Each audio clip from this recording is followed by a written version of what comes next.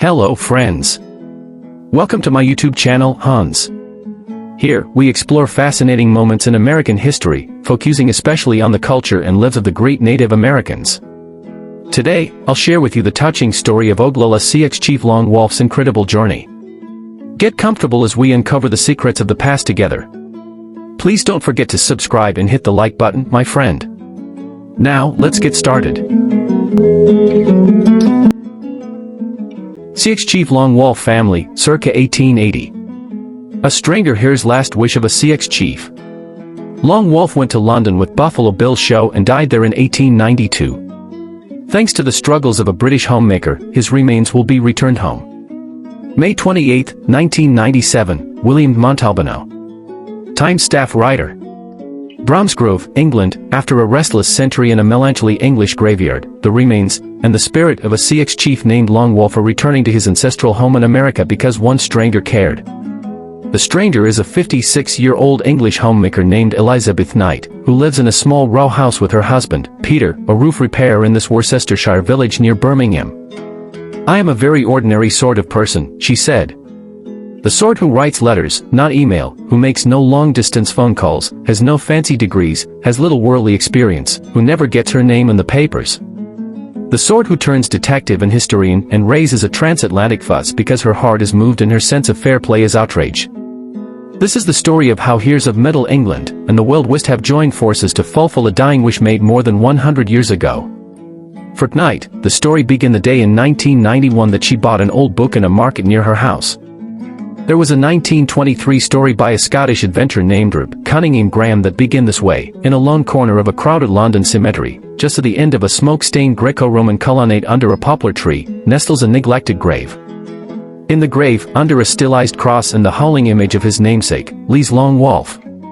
He died at 59 in a London hospital on June 11, 1892, the victim of bronchial pneumonia contracted in what was then a crowded, dark, gloomy, industrial city as far as anywhere on earth from the Great Plains of North America.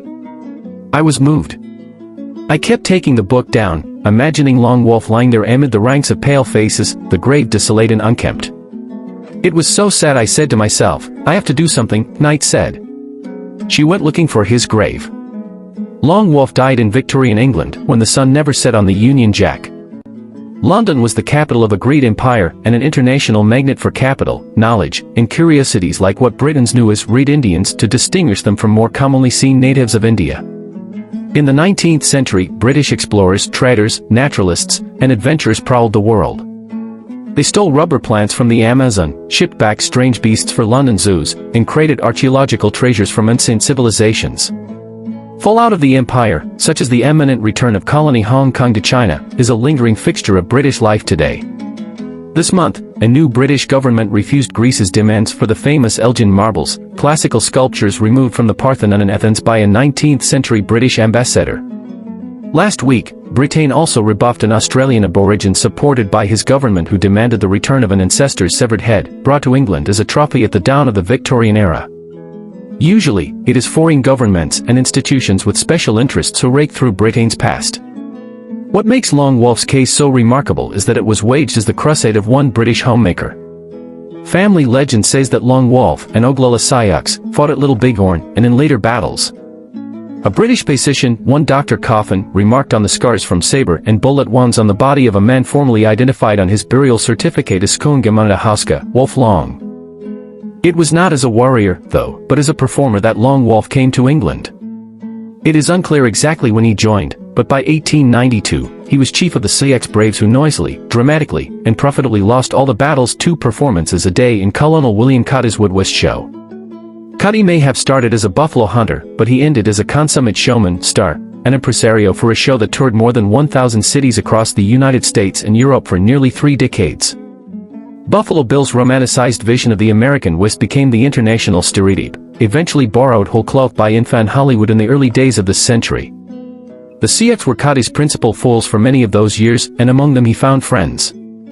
In comparison to the hardships they might have found on their reservations on the plains, he offered them a life of relative comfort and adventure. There are photos of Cutty's Sioux troopers, like Long Wolf, in Venetian gondolas. One contemporary account tells how a London performance of Goethe's dark drama Faust left them, greatly scared at its horrors. Cutty brought his troupe to England for the first time in 1887 during Jubilee celebrations marking Queen Victoria's 50th anniversary on the throne. A special grandstand big enough for 40,000 spectators along an arena 1,200 feet long was built on a 23-acre site at Earl's Court served by 3 underground stations. A Daily Telegraph reviewer called the 1887 shows an exact reproduction of the scenes of fierce frontier life, vividly illustrated by the real people.